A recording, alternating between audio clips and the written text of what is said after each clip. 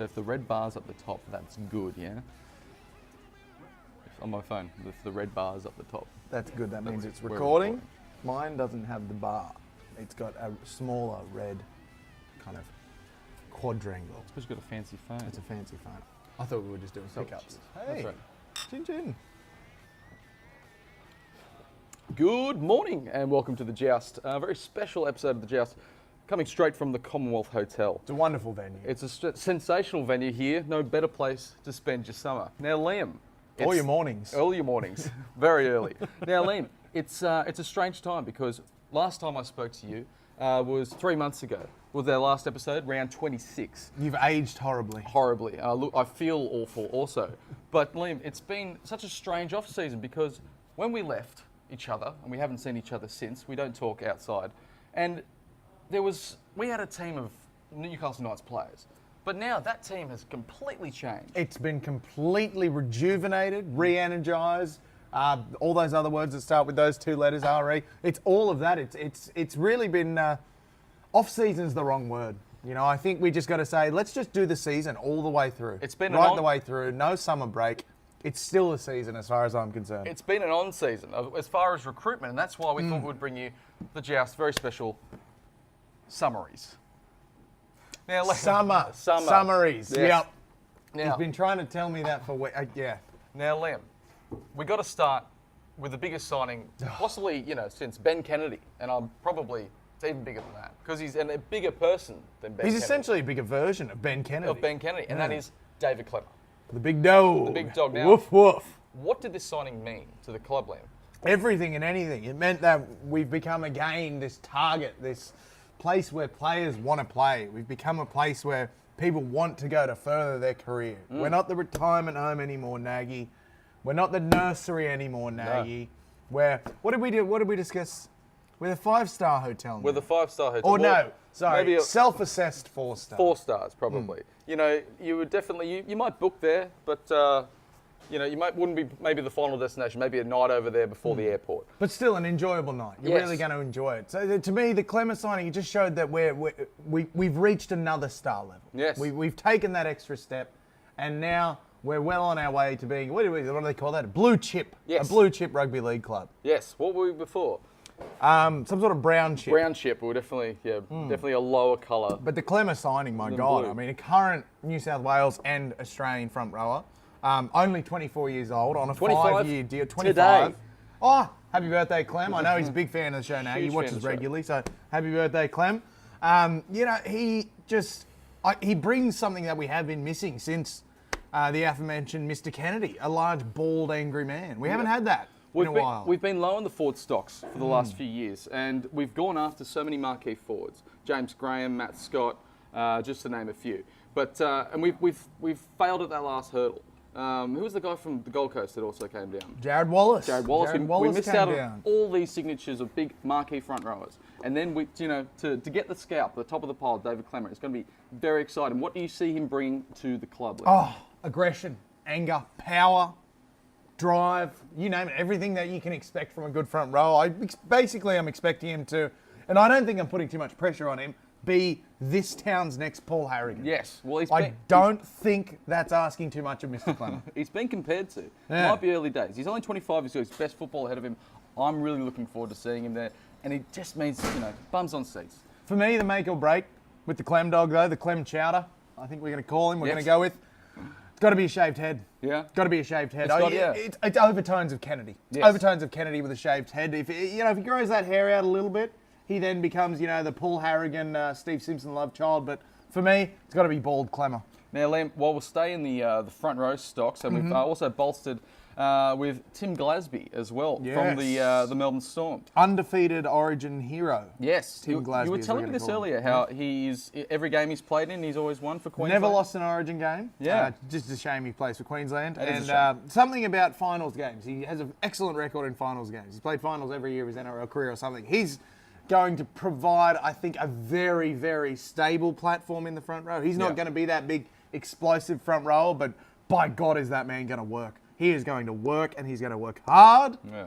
and he's going to work well. He's going to do quality work. When you see him playing, there was some talks of him possibly moving to the back row, maybe it's a lock, and having that sort of the 3 front rowers out there. Could you see Who that? did you have these talks with? Nagy goes around and he has talks in the off season. I'm not privy to them.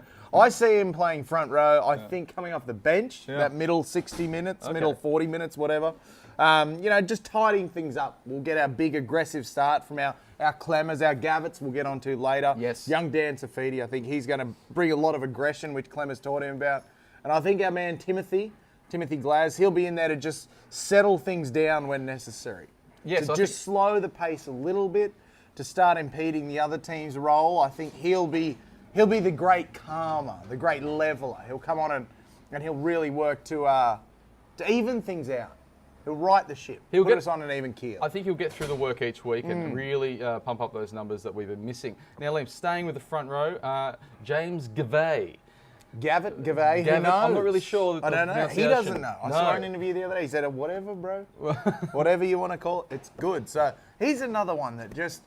The Knights haven't had go forward in about 7 or 8 years. There's been no go forward, and when there has been, it's been from 1 or 2 players like last year, Safidi and Herman kind of leading on their own. Gavitt, he's just going to bring just immense go forward. Yeah. I think there was the game last year, the Warriors Bulldogs game. Our 2 great new front row signings came together in a fiery collision. It was one of the hits of the year. Gavitt on Klemmer.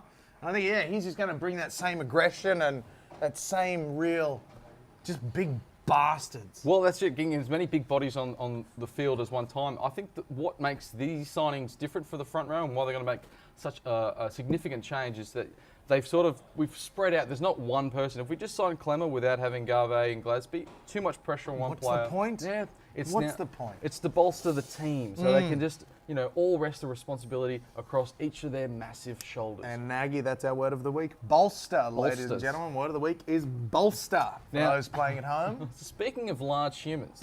Yes. Edric Lee, possibly the largest outside back to ever play I think according to Robert Dillon's Newcastle Herald article the other day, he was the largest outside back ever to play for the Knights so far. Now, I actually kept an eye on Edric last season after we signed him. You were stalking him for a while. I was. He's got a really nice thick bush out the front of his window, so you just kind of post up in it. The beard kind of blends in. It masks the bush. But yeah, I paid a bit of attention to Edric. Now, he had a bit of a reputation when he was in Canberra. There was a few mistakes in him. He could be argued in the preliminary. Possibly cost them the game. But we know Edric listens to the show, so we won't cover it too much. I'm sorry. But in watching Edric last year, I saw a very mature and very smart footballer. I was expecting someone a bit more mercurial with some hits and misses, a bit more rocks and diamonds. But what I saw from Edric Lee last year is that man, not only he brings the hard work, he's Kenny Dowell-esque in his hard work out of the red zone, out of yardage, but his finishing, especially outside Jesse Ramian, who we will come to next. Yes. His finishing out there, and a lot of the things he does in the attacking 20, which a lot of other wingers just wouldn't know to do. There were just things that I saw from him that made me really, really excited to have him on one of our flanks. It was quite something. I think it was Mark Gasnier last year that was talking about he looks quite lean, but he's such a strong player. And you see that he's got quite a physical presence there, and I'm really looking forward to having just those big tower wingers. It seems that every team at one stage has had a big tower winger and will give something for Mitchell Pearce, just a big target. Just go chip it to that 9 times out of 10. Oh my God, we've got a winger we can kick to. Yes, yeah. We've had the jumpers before. Yes. With the likes of even Nathan Ross was known to leap into the air, and the Flying Scotsman himself. Flying Scotsman, the man himself. They were jumpers, but they weren't tallers. No. They weren't heighters. No, Anthony Quinn, another shorter one. Yes, Yeah. the Quinnsman. Yeah, but as we move on to a signing that a lot of people forget because it happened so early. It was much like Ponga the year before in Jesse Ramian, the Noodles himself. Future superstar. Yeah, We have got an absolute bargain in that kid. He's going to be powerhouse. He already is. He's 21 years old. We've got him, what have we got him? So 2 years. 2 years. Not much, but that's enough. Yeah. And he's just shaping into similar kind of like Sione at his peak is a Ramian-esque game. Power, footwork, but mostly power. Yeah. The man's built like some sort of stout box. like, you build like a chair. A chair. Yeah. Build like a chair. Something sturdy you Yeah. can sort of sit on. You can really just put Plant your elbows yourself. up, plant your ass in it, Yeah. and just go forward. I think, he's going to be. He also was picked in Brad Fittler's emerging Blues squad. So, we've got him for 2 years. At the end of that 2 years, we renew him on a huge contract because by then he'll be playing Origin. I don't care what anyone says, he will be playing Origin. He's an absolute superstar in the making. Last year, he probably finished in, I'd say, one of the top 5 centres in the game. He's a very exciting point scorer and looks dangerous every time he has the ball. We'll move on to, we went over the ditch, Liam. I think if you remember, Brownie went over there. He had a bit of a sabbatical with the All Blacks. And then we think he might have come back with a young hooker, well, an old hooker by the name of Isaac Luke. We thought that. We were somewhat excited, Nag. Yes, but that wasn't the case. We came back with another player, Liam. We laid the liner. Yeah, we laid the liner. And we laid the kitchen floor. Now, I didn't see much of him play last year, I've got to say. I didn't watch too many Warriors games. Can you tell me, like, on a little, where do you He's an astute half. Yeah, okay. He's a very good... I don't think Mason will mind me saying this. He's come over, I think, as a bit of a depth option at half. Yep. He's really going to push Pearce and Kalen Ponga from the New South Wales Cup. He's going to apply pressure for them to... They're really going to need to perform. Yeah. Because we now have a backup who is a first-grade quality half. Yes. He's played, I believe, a bit of rep footy for Tonga. Showed some really good form while he was at the Warriors. And Nagy, kicker of goals. Oh, the man excellent. can kick goals. I think he kicked at about 82%. We lost Kenny kickoffs last year. We lost Kenny kickoffs. May he rest in peace. Gone over to Salford City Red Devils. Yes. But I think what Mason is going to offer is pressure for our halves to perform. Yeah. Because we don't give jerseys out in this town anymore. We do not give jerseys out in this town anymore. Yes. They are to be earned. Yes. And I think Mason, and not only that, but the injury cover. As we saw last year, we can be beset by injuries. Players like Jack Cogger last year getting a lot of game time in a season. At the start, you'd think he wouldn't see any first grade. So it just shows you how significant those injuries to Pearce and whatnot, can really throw spanners in the works. Now, Spanners in works all over the place. Liam, I'm going to throw it to Heimel Hunt. Isn't that fun to say? It is a fun word to say. But you've got to sort of be careful where you put your consonants. Now, Liam, there's interesting player comes over from South on a 1-year contract. I was surprised to see him for 1 year again. We've got some talent in our back line. Now we've got some depth. Is he a depth signing or do you see him starting? I see him as a depth signing at the moment. He was on the end of a very, very good Souths back line last year. Proved to be a very good finisher, but that Souths back line he was on the end of, not many clubs are going to play that well. Their back line movements aren't going to be that good. They were remarkable. But do you think maybe he was, looked a bit better than if he was playing for a lesser club, he might not be... No, he struck me as a player who also would have done well for a lesser club. So my apologies to Heimel. I was in no way insinuating that Heimel was some sort of a one-trick pony, just sitting on the end of a back line, flopping over the line. No, sir. No. Stu, how are you, mate? Mr. Publican. I see. Look, I think Heimel Hunt can really push for a spot. That man...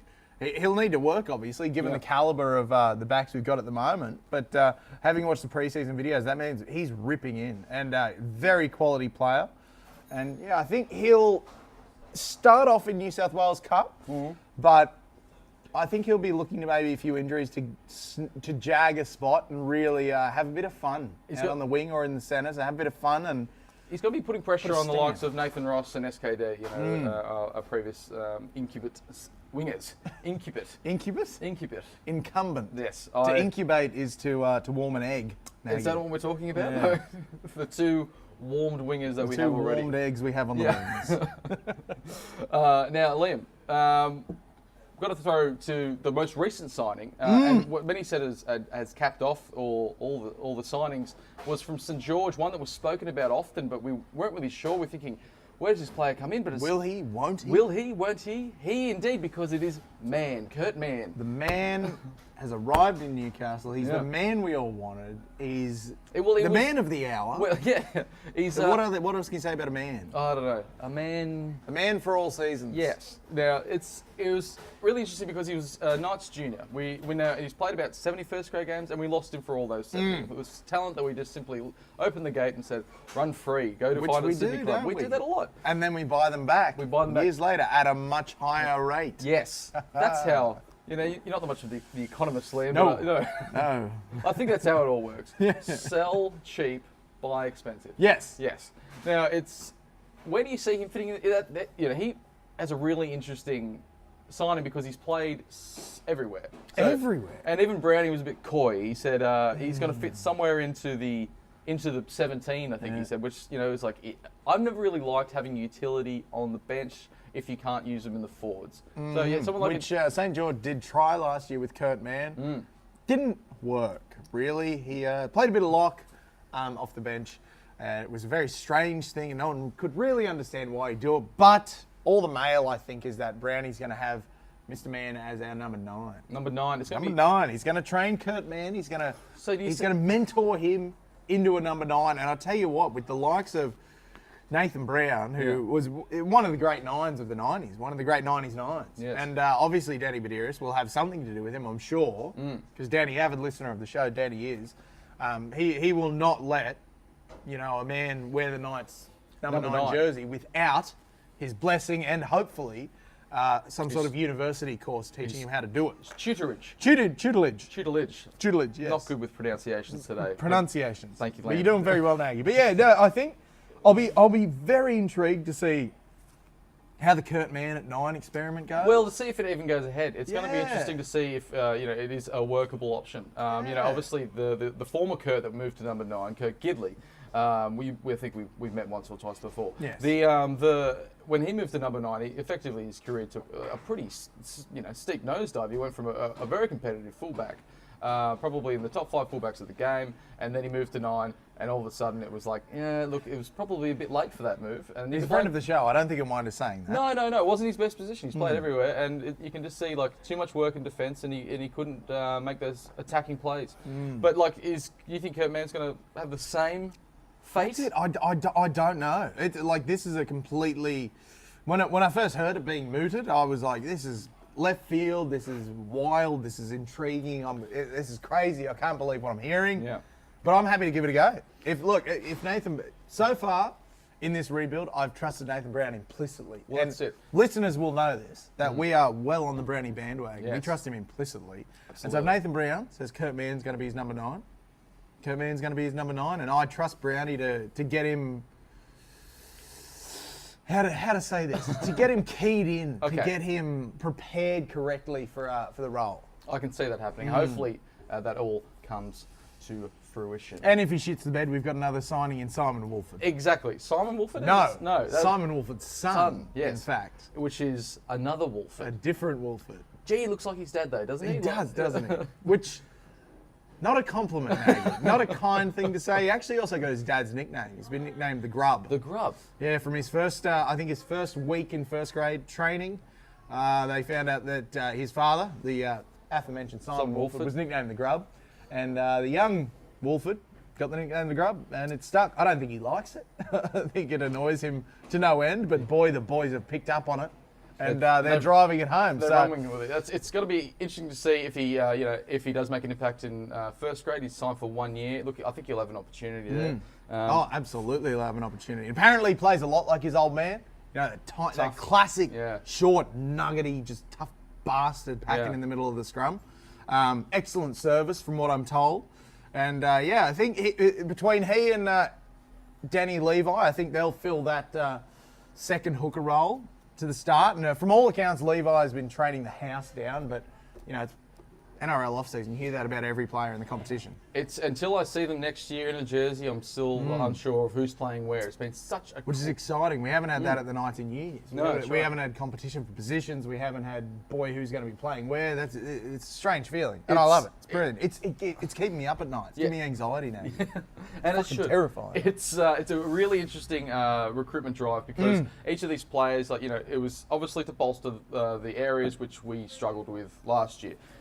It's a really targeted approach. I'm really looking forward to it. Liam, if you have to say one player that you're really looking forward to seeing running out for the first time in red and blue. David Klemmer. David Klemmer. I think you'll be joined by a lot of people in saying that. I think round one, we're playing at home against the Sharks. It's going to be very exciting. And A team filled with Paul Gallons, yeah. famously regarded the Knights as a Number- reserve grade side. Yeah, of course. That was back then. Hopefully we beat them for that sake. Yeah. Yeah. But for now, Liam, we say goodbye. Well, next time we see you all, we'll be recording from a brand spanking new studio. We're looking very forward to another season, looking after our beloved side. Looking after them.